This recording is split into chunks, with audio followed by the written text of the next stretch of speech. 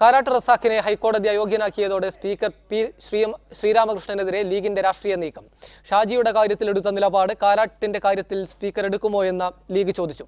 എല്ലാവരോടും ഒരേ സമീപനമായിരിക്കുമെന്നാണ് സ്പീക്കറുടെ വിശദീകരണം.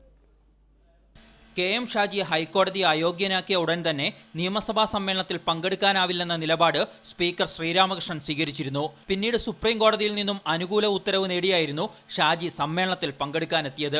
ഇത് രാഷ്ട്രീയ നീക്കമാണെന്ന് ആ ഘട്ടത്തിൽ ലീഗ് ആക്ഷേപമുയർത്തിയിരുന്നു. അതിനാൽ തന്നെ കാരാട്ട് റസാഖിനെ അയോഗ്യനാക്കിയ വിധി വന്നയുടൻ തന്നെ എം.കെ. മുനീറും കെ.എം. ഷാജിയും അടക്കമുള്ളവർ സ്പീക്കർ എന്ത് നിലപാട് സ്വീകരിക്കുമെന്ന് കാത്തിരിക്കുകയാണെന്ന പ്രതികരണവുമായി രംഗത്തെത്തി. സ്പീക്കറെ ഇതിലൂടെ വെട്ടിലാക്കാനായിരുന്നു ഇവരുടെ ശ്രമം.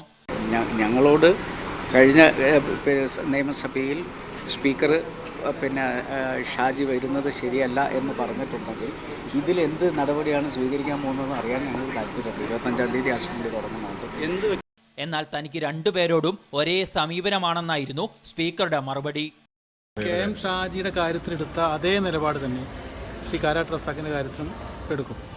നിയമപരമായ ഒരു ബാധ്യതയല്ലാതെ മറ്റൊരു കാരണവും അന്നും ഉണ്ടായിരുന്നില്ല. വിവേചനത്തിന്റെ പ്രശ്നം ഉദിക്കുന്നില്ല.